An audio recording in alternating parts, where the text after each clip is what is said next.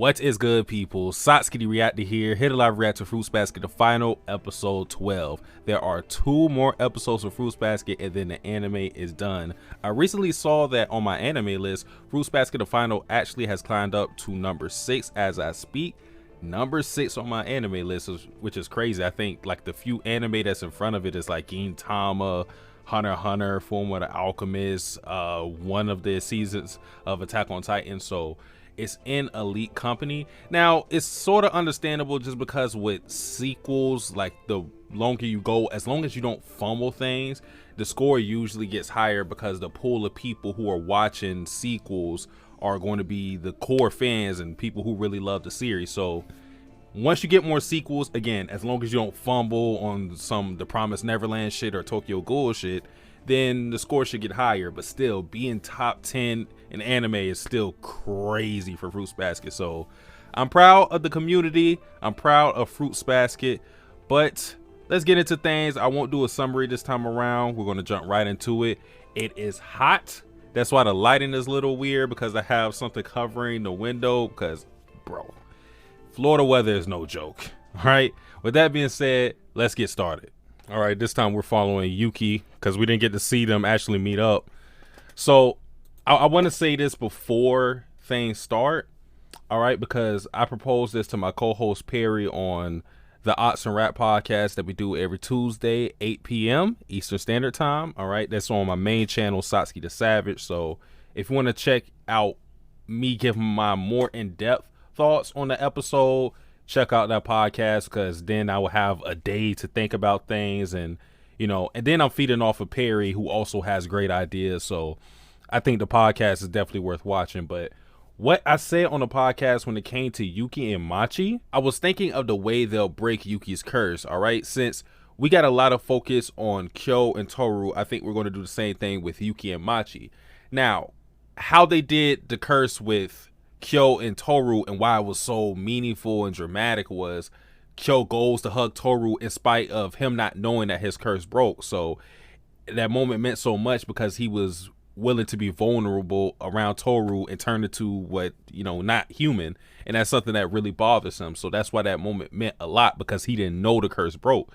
Now with Yuki, if he doesn't know that the curse broke, a moment that I think would be pretty cool to see is because we know that Yuki being possessed by the Zodiac spirit was weighing on him, and that's something that he wanted to tell Machi. I think he's still going to tell Machi because he doesn't know that the curse is broke. So he's going to go to tell Machi that, yo, my curse broke, or not my curse broke, but I'm kind of a rat. I turned into a rat. I'm possessed by a Zodiac spirit. And then, of course, Machi's going to be like, what are you talking about? But she's going to be receptive to listening to him. But, of course, that's going to be an outrageous story. So to prove it to her, Yuki is probably going to try to hug her. And then the curse is going to break. And then he's not going to know it. So he's going to go to hug her. And he's going to go like, why is this not working? And then he's going to keep trying to hug her. And then she's going to get embarrassed. And I think they could do something like that. I think that would be a cool moment to do with those two. But yeah, those are my thoughts. Now let's really get started. Ooh, Machi, hold up. I'm sorry to pause, but I was thinking too, what we asked on the podcast was we were asking like who won out of Haru. Well, I won't throw Haru in there just because Rin is gorgeous. But we were asking like who won out of Yuki and Kyo with their girlfriends. I know Toru's precious, we all love her, but Machi is pretty as well. So I'm thinking, well, at least those two. And I'm speaking about my co-host and somebody else in the chat at the time. They were like, yeah, it's Machi. But I was like, it's probably Toru for me. So I guess I'll extend that question to you guys. Toru or Machi when it comes to dating?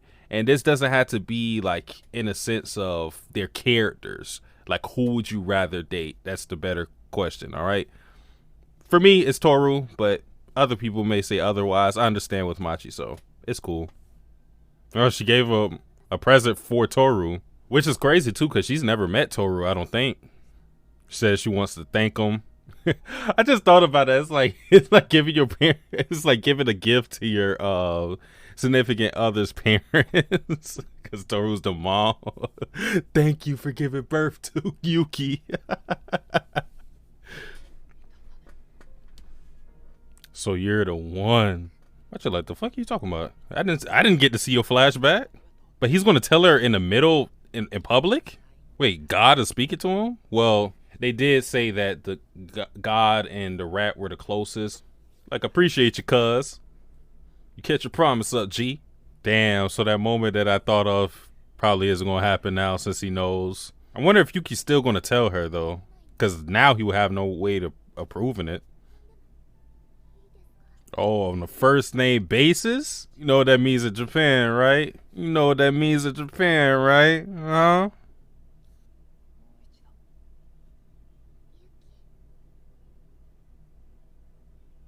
I can't lie. Yuki putting on the moves. He's done this with Toru, but like, okay, Prince Yuki, my bad. You know, Motoko somewhere. Punch in the air. That should have been me. All right, Shigure is missing. So it seems like Akito is rounding up all the Zodiacs, including Kyo, because why else would he be here right now? So I'm assuming Akito is going to do a formal apology to everybody at once, but honestly, I feel like there needs to be a one-on-one with her and Rin in particular, because she's done too much to Rin. Also Kisa as well. Like, Akito has done wrong to everybody, but those two in particular, shoot. you gotta shoot them some money, written apology on Twitter, like everything you could think of, you gotta do it. And you see Kagura right there. Hey, yo. Hey, Kagura, you better get off me. Me and Toru official. yo.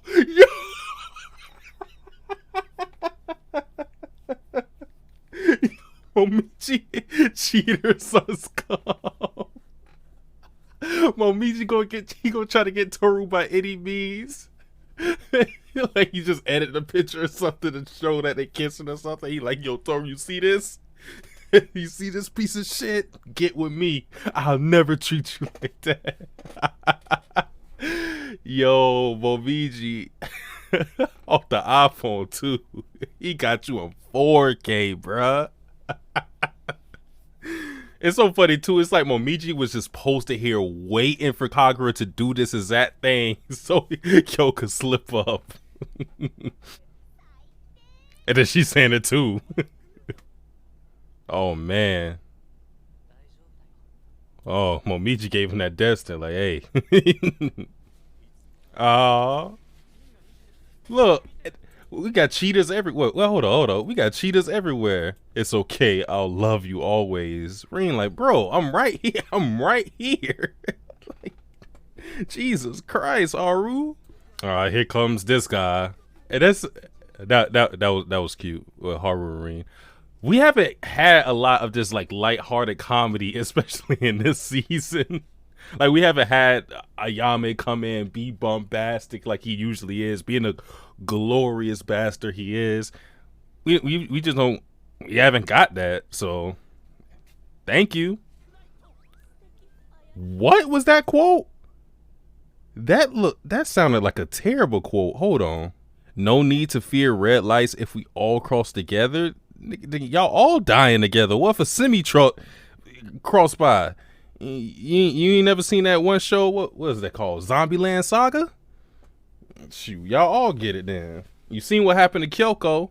Kyoko, like, I never got invited to this bit. My first time here. The gang is here. Even the maid look happy. Oh, you see Akito's in a more girly kimono and wearing lipstick? Okay, she's embracing herself. She is fully embracing herself. That was another question that we proposed, Perry proposed on the Otsa Rap podcast, where we were thinking, like, since Akito doesn't feel the need to fulfill the role of the god, being a god of the Zodiacs, then by extension, that's also going to apply to being the head of the Somas, or at least what comes with it, being propped up to act like a man by her mother. You know, that's kind of like now she's like rejecting her mother's wishes. So, okay, I like this. This is a show of her development or her progression as a character. Whew. Akito is fine. Have you adopted my cross-dressing habit? A parting gift? Oh, she scratched on.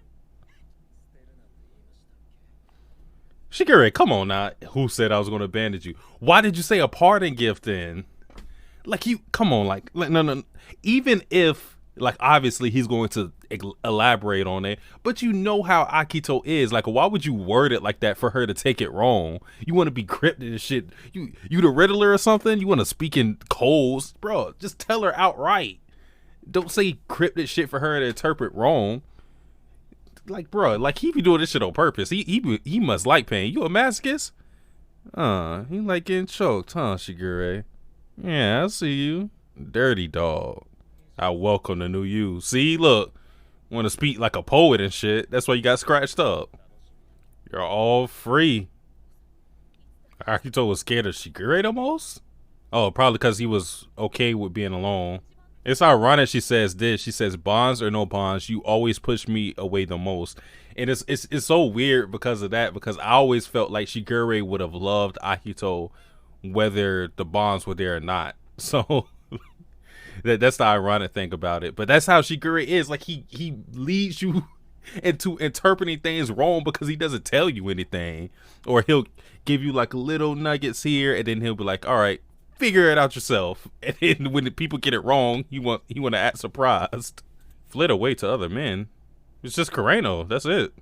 Their relationship is just so toxic, man. Like, regardless of Akito's changed, their relationship is still toxic. It's like, you cheat on me, I'll cheat on you. We're childish, I am too. Like, what the fuck? This is so crazy.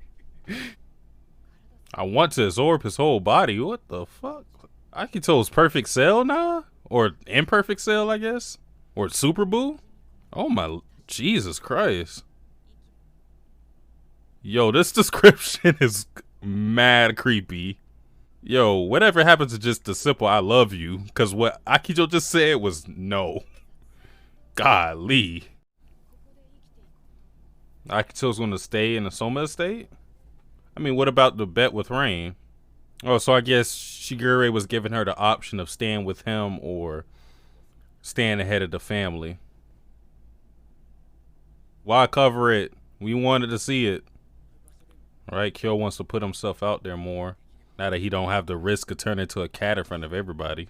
I want to go to Disney World. Damn, so Kyo not going to college? Toru said that she wanted to work as soon as she got out of high school, so I wonder if that's still the same. It's like the exact opposite. I think they did that just for the parallel's sake, showing you the Shigure and Akito thing. But it's like, why Akito didn't follow Shigure is more so that she feels like she has to atone for what she's done to people. So it's understandable why she would stay in that role, because I think that would have been a little too selfish if she just forsake everything and just said, yeah, I'm gonna go with Shigure, I love him. No, it's like, I got things to do here, all right? And if Shigure like loves Akito, he can stay with her. He has to make the compromise in my eyes when it comes to that, because Akito's goal is greater than, you know, just them staying together. And like I said, they can still stay together. It's just they would have to be in the Soma estate. So Kyo talking about some we could be pretty poor. Toru lived in a tent the first episode. I think she's fine. Okay, Toru telling Kyo outright, my mom did not say that shit. He asking Kyoko for permission. Kyoko like, I can't really do shit about it, so I guess go ahead. Kyo like, and stop fucking haunting me too. No, the hell is this? Okay, we're getting to Kyoko's mind during her final seconds. They done show Kyoko's death like 5 different times, 5 different angles, 5 different perspectives. Next, we gonna see the guy who actually hit her perspective of hitting Kyoko. And that's why she said what she said. She was looking for someone to protect Toru. And then, of course, she saw Kyo.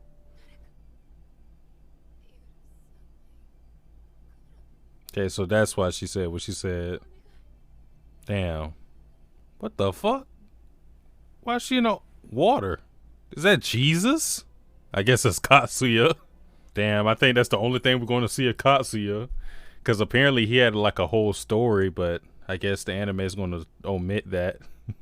I'm definitely going to find out about Katsuya because he's been a mysterious character, but that is the end of the episode. So another great episode of Fruits Basket, and I feel like next episode will probably be a time skip or something of the sort just because of how that episode ended off.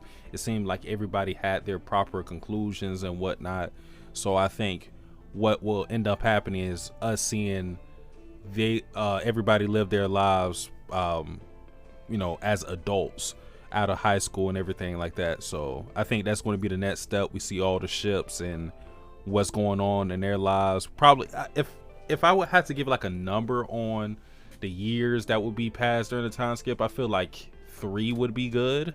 Everybody, well, not everybody would be in their 20s, but at least you would. I don't know exactly how old Hiro is, but I believe he's in middle school. I think it's going to be to the point where the youngest Hiro and Kisa, they'll be in high school at the very least. I don't think they need to be adults, but we'll see them in high school. We'll see Hiro and Megami be in the same school along with Kisa, and then we'll see everybody else as adults, and we'll see, I guess, the adults still adulting and whatnot. So I feel like 3 years will probably be the time for a time skip. So that's that. The last sequence of the episode almost got me. I can't lie, this season of Fruits Basket has not made me cry yet, but that's probably the closest that they'll get, because Kyoko, I absolutely adore Kyoko. She's such a great mother. Even in her dying moments, the only thing she's thinking about is someone protect my daughter. Like, that almost got me, I can't lie. But stayed strong throughout that. I don't even know if I would like show that on camera because I don't want to show myself crying. But I pulled through with that. But man, that was an emotional scene. It gave context to why Kyoko said what she said. The whole question was, did she really say it, or did Kyo confuse things? That was the question for me. Okay, because I don't think if you understand who Kyoko was throughout this entire series, you know she would never say "I'll never forgive you" in a malicious way towards Kyo. That just would not happen. If that would have happened, there needed to be more on the side of Kyo for her to say that. You know what I'm saying? So yeah, like Toru said, nah, my mom didn't say that. If she did, then you must misunderstood what she meant, and that was the case. It was the latter. So I'm glad that moment finally has context to it. But the ironic thing about it, well, it's not ironic, but I guess like the crazy part is that it's not like Toru or Kyo will ever know that, but it's just Toru's belief in her mother. She's like, it's just like no way in Toru's mind, no way, no how. It doesn't matter if I wasn't there, I know my mother. Okay, so hopefully that, Toru's belief in her mother will lead to Kyo, and then he won't feel guilty about what she said to him at the end, because it's understandable why he would misunderstand. All right, so I guess that's that with that. Akito still has to talk to Rain. I'm sorry, Akito still has to talk to Rain. Where is Rain? Where is she? She needs to say, I told your ass that once they got a taste of the outside world, the Zodiacs will not be on your side. Them curses not going to last forever. She need to tell her that. I'm sorry, because that was their whole bet. So the fact that Rain still has not been here is odd to me. Unless they do that at the very beginning of the last episode, I don't see like how that's going to have meaning, because Akito is already resolved to fix things as the head of the Soma. So like, how are you going to do that if your bet, the whole thing of the bet was if the curses break, you have to leave. Like, how's that gonna work? I don't know.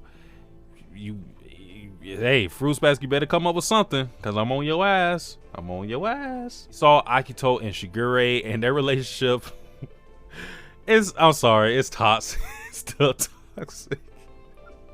Like, I it's not like I hate their relationship, like just hate seeing it on screen, but